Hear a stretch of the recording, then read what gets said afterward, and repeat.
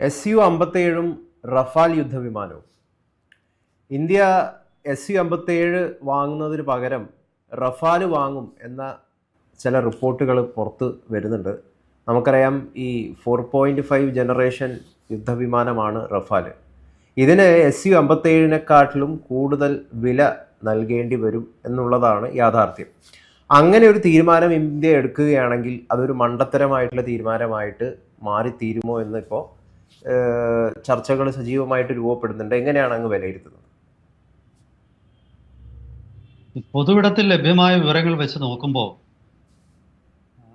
Su-57 വേണ്ടെന്ന് വെച്ചിട്ട് Rafale block 4 എന്ന് പറയുന്ന റഫാലിന്റെ വിമാനങ്ങൾ വാങ്ങുന്നത് മണ്ടത്തരമല്ലേ എന്ന് സംശയിക്കാനുള്ള ഒരുപാട് ന്യായങ്ങളുണ്ട്. അങ്ങനെ ഒരു തീരുമാനം സർക്കാർ എടുക്കുകയാണെങ്കിൽ. കാരണം ഇപ്പോൾ ഏറ്റവും ഒടുവിൽ പുറത്തു വരുന്ന വിശദാംശങ്ങൾ അനുസരിച്ചിട്ട് ഒരു റഫാലിന്റെ വിലയുടെ പകുതിയെ വരൂ ഏതാണ്ട് ഞാൻ അങ്ങനെ ഒറ്റ വിമാനമായിട്ടല്ല പറയുന്നത്, മൊത്തത്തിൽ എടുക്കുകയാണെങ്കിൽ ഈ 114 മൾട്ടി റോൾ ഫൈറ്റർ ജെറ്റുകൾ ഇന്ത്യക്ക് ആവശ്യമുണ്ട്. ആ മൾട്ടി റോൾ ഫൈറ്റർ ജെറ്റുകൾ വാങ്ങാനായിട്ട് നമ്മൾ ഫ്രാൻസിലെ ദസോൾട്ട് റഫാലുമായിട്ട് കരാറിൽ ഒപ്പിടുകയും അങ്ങനെ അവരിൽ നിന്ന് ഇത് വാങ്ങുകയും ചെയ്യുകയാണെന്നാണ് പറയുന്നത്. അപ്പോൾ അങ്ങനെ ഈ 114 റഫാൽ വിമാനം വാങ്ങിക്കാൻ നമ്മൾ ഉദ്ദേശിക്കുന്ന നീക്കി വെച്ചിരിക്കുന്ന പൈസ ഉണ്ടെങ്കിൽ 200 തൊട്ട് 230 Su-57 വിമാനങ്ങൾ വാങ്ങാമെന്നാണ് ഇപ്പോൾ ഏറ്റവും ഒടുവിൽ കണക്കുകൾ പുറത്തു വരുന്നത്. അതായത് വിലയിൽ അത്ര വലിയ അന്തരമുണ്ട്. എന്നാൽ ഈ പറയുന്ന വലിയ മേന്മയൊന്നും റഫാലിനില്ലതാണ്. അതായത് റഫാല് ഇപ്പൊ ഗൗതം പറഞ്ഞതുപോലെ അതൊരു 4.5 ജനറേഷൻ ഫൈറ്റർ ജെറ്റാണ്. ഈ Su-57 നമ്മൾ പലപ്പോഴും അത് പൂർണ്ണമായിട്ടും 5th ജനറേഷൻ അല്ല എന്നൊക്കെ പറഞ്ഞ് വിമർശിക്കുന്നത് F-35 താരതമ്യപ്പെടുത്തിക്കൊണ്ടാണ്. റഫാലുമായിട്ട് താരതമ്യപ്പെടുത്തിയാൽ Su-57 ബഹുദൂരം മുന്നിലാണ്.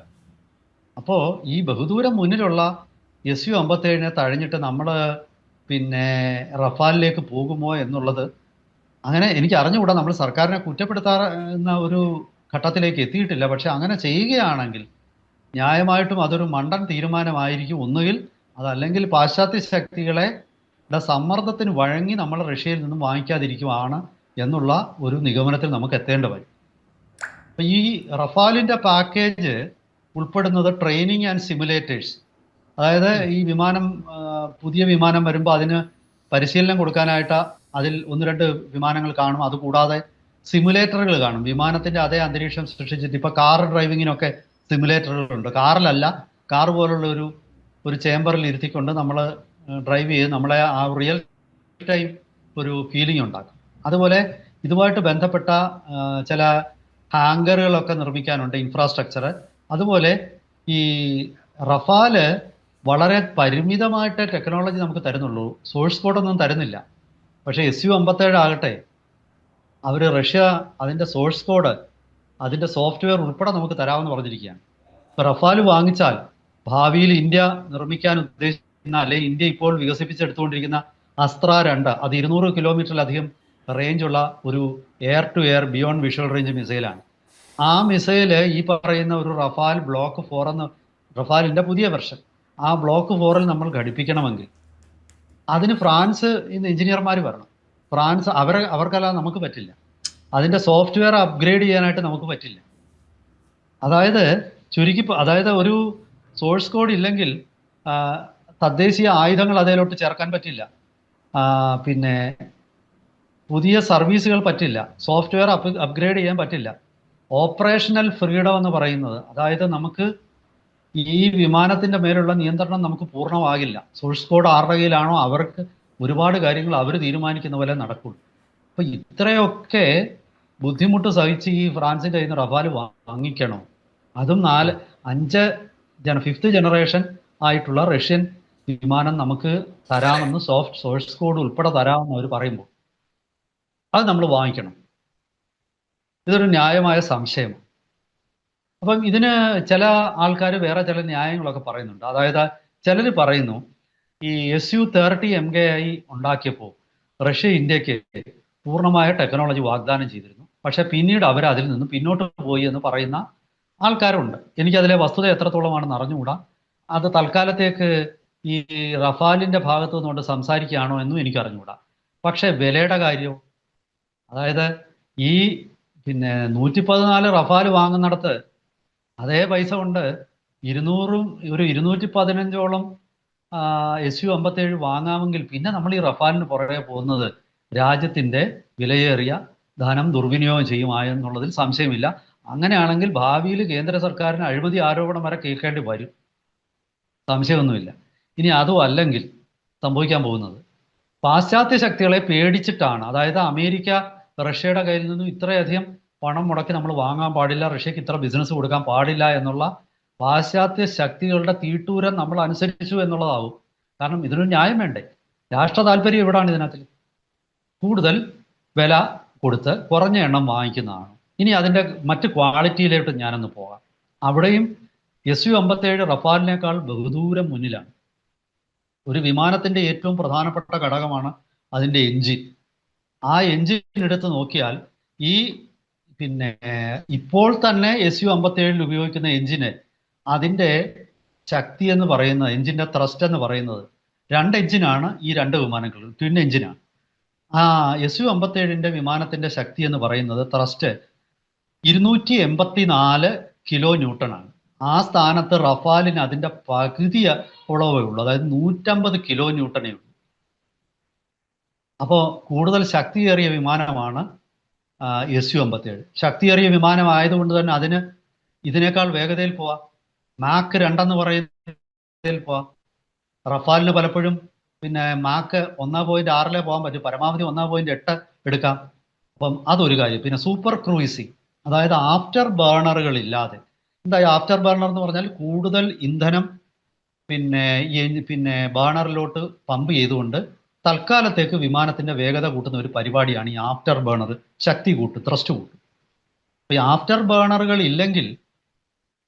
ഇല്ലെങ്കിലും ഈ Su-57 മാക്ക് 1.6 1.7 പറക്കാൻ പറ്റും. അതായത് അത്രയും ഇന്ധനം കുറവ് ചെലവാക്കിയാൽ മതി എന്നർത്ഥം. അപ്പം സ്വാഭാവികമായിട്ട് കൂടുതൽ ദൂരം ഓപ്പറേറ്റ് ചെയ്യാൻ പറ്റും.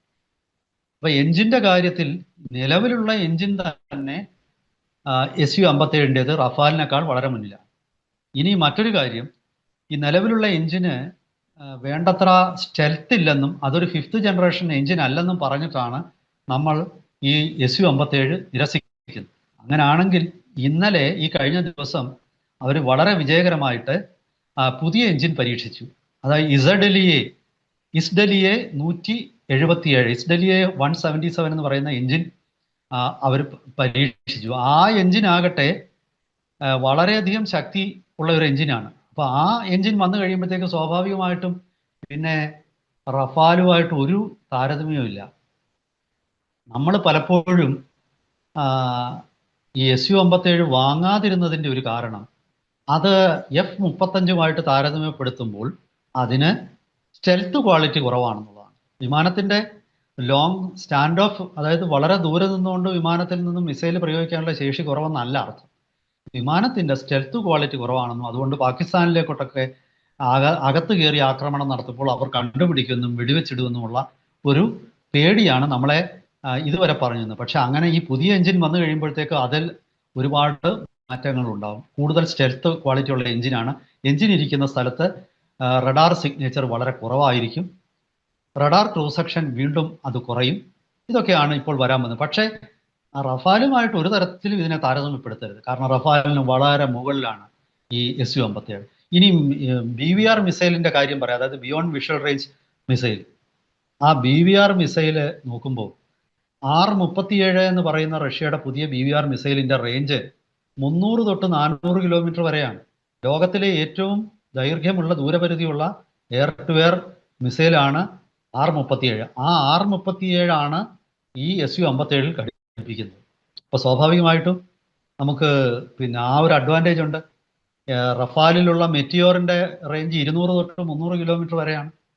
എന്തായാലും ശരി, എല്ലാ അർത്ഥത്തിലും BVR മിസൈലിന്റെ കാര്യം എടുക്കാം, എഞ്ചിന്റെ കാര്യം എടുക്കാം, റഡാർ ക്രൂസ് സെക്ഷന്റെ കാര്യം എടുക്കാം, വിമാനത്തിന്റെ വേഗതയുടെ കാര്യം എടുക്കാം, ആഫ്റ്റർ ബേണറുകളില്ലാത്ത സൂപ്പർ ക്രൂയിസിങ് നടത്തുന്നതിനെ കുറിച്ച് പറയാം. അതിലൊന്നും തന്നെ ഒരിടത്തും റഫാലിന് മുൻതൂക്കമില്ല. വിലയും കുറവല്ല, വില ഇതിൻ്റെ ഇരട്ടിയാണ്. അതായത് പന്ന സാധനം ഇരട്ടി വില കൊടുത്ത് നമ്മൾ വാങ്ങിക്കണോ എന്നൊരു ചോദ്യമാണ് ഇവിടെ ഉയരുന്നത്. ഇത് തീർച്ചയായിട്ടും ഗൗരവമേറിയ വിഷയമാണ്. ഞാൻ പൊതുവിടത്തിൽ നിന്നും ലഭ്യമായ വിവരം വെച്ചിട്ടാണ് ഇത് പറഞ്ഞത്. സർക്കാർ ഇങ്ങനെ റഫാല് SU-57 മാറ്റിവെച്ചിട്ട് റഫാല് വാങ്ങാൻ തീരുമാനിച്ചു എന്നൊന്നും ഞാൻ പറയുന്നില്ല. പക്ഷേ അങ്ങനെ ചെയ്യുകയാണെങ്കിൽ BJP സർക്കാർ നിശ്ചയമായിട്ടും ഒരുപാട് പഴി കേൾക്കേണ്ടി വരും. അവർക്ക് ഒരുപാട് വിശദീകരണങ്ങൾ തന്ന് ഈ ഒരു തീരുമാനത്തെ സാധൂകരിക്കേണ്ടി വരും എന്നാണ് എനിക്ക് തോന്നുന്നത്. അതത്ര എളുപ്പമല്ല.